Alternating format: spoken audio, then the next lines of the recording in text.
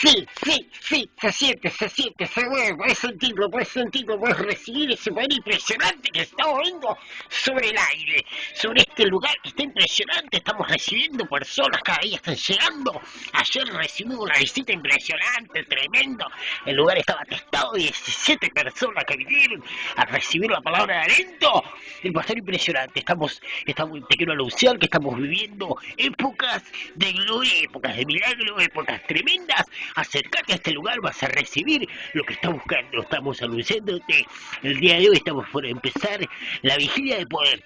Vigilia de poder, 7 días de vigilia, donde vamos a estar vigilando, vamos a estar recibiendo cosas sobrenaturales. Va a estar con nosotros el famosísimo cantante argentino Aldo y los Santos de Villa Domínico. Van a estar con nosotros, también va a estar el reverendo Pocho Pereira y su palabra de aliento.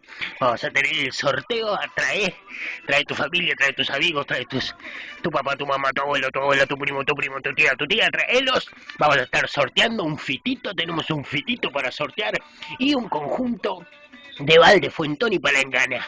Tenemos ese sorteo impresionante, una cosa tremenda, cosas sobrenaturales que se están viendo, ese poder que tengo sobre estas enfermedades. Anotá, si tenés vecinos, vecinas, amigos, amigas que tengan artritis, celulitis, varices, hemorroide, catarro, bocio, sarpullidos, sabañones, hongos y juanetes, traelos, que el poder sobrenatural se va a manifestar sobre su vida y vas a recibir ese poder que estás buscando. Vamos a tener en la vigilia 7 días de vigilia, vamos a tener venta de barrita de azufre, pilas, pochoclo, puchero y filé de merluza, no feliz, sino filé de merluza. Acercate a recibir poder sobrenatural, el poder impresionante, 7 días de vigilia, 7 de vigilia, donde vamos a estar viendo cosas sobrenaturales.